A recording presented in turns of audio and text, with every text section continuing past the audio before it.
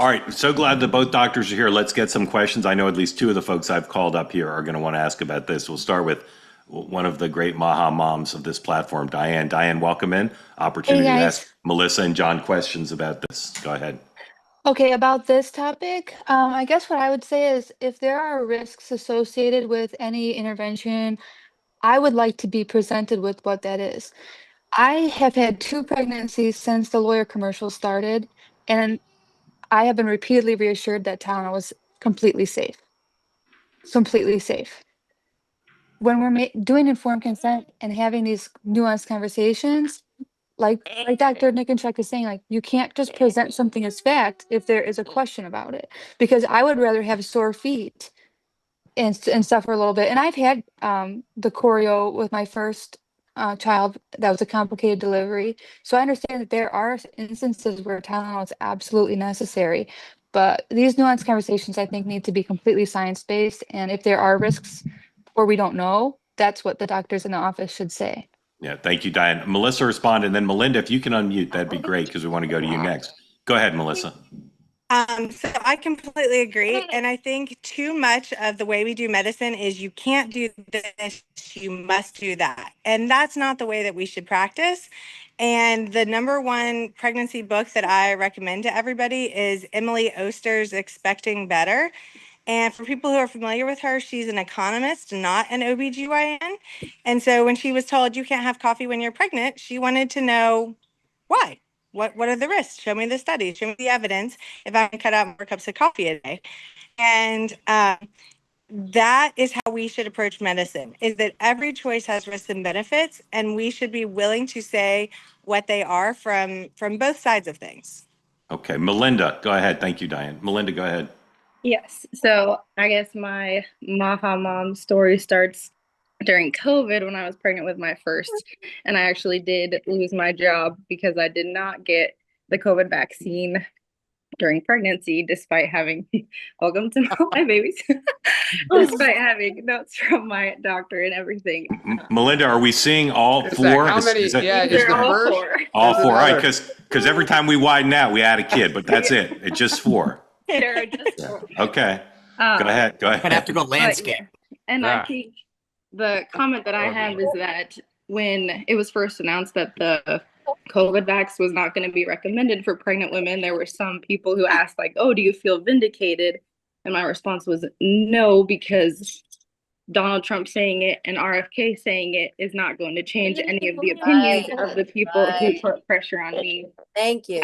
at the time. And so we coming out with the Tylenol stuff yesterday, nobody's going to change their mind other than like, because it's coming from this administration without the solid science. So basically, like, if this is going to have an impact, it has to come from physicians on both sides of the political aisle, people who are unbiased, and it has to have very solid studies. Yes, it has to have very solid studies where people are going to change their minds, because the people who are saying it aren't going to be that influenced. Yeah. Okay. Go ahead, Melissa, then John. Melinda, do each Thank of you. your kids want to say hello? You want to say hello? Hi, everybody. Melinda, if you have the capacity, rattle off their names. This is Eleanor, Blaze, Ryder, and Cade.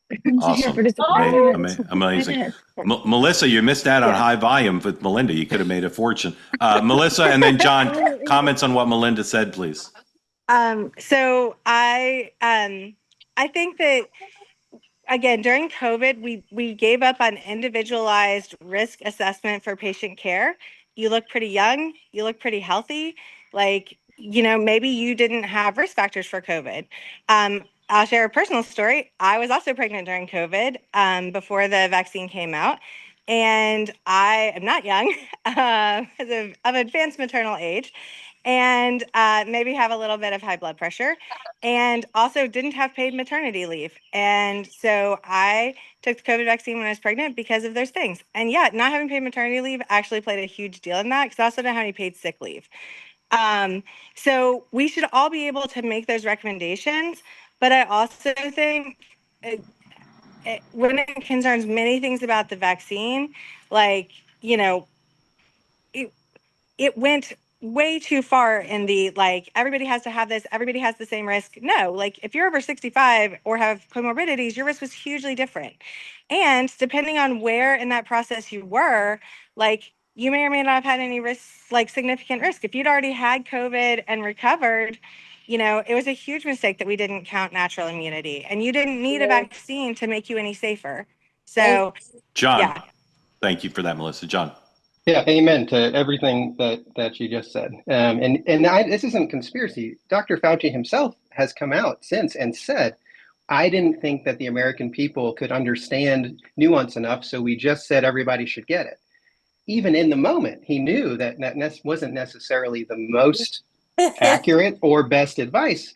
So as soon as you say that, it's like crying wolf, right? So now every other time you say something, people are going to be hesitant to say, wait, which one is this? Is this the one that you're saying because we're too dumb or because it's true? Yeah. And I have genuinely like very close friends on both sides of this. And I see what happens with them when new information comes out. And I get so frustrated because on the other hand, last week with the ACIP meeting, it got presented by the media to mostly the left-wing bubble as this is the end of the world. There are only 9 countries in the world that use the combined MMRV vaccine. Only 12 EU countries even recommend varicella at all, right? So to be presented as this is the end of science, when it's really kind of like this is sort of what most of the rest of the world is doing, seems to be returning to an approach of saying you people are too dumb to understand this. Yeah. And that's not an approach that makes any sense to me.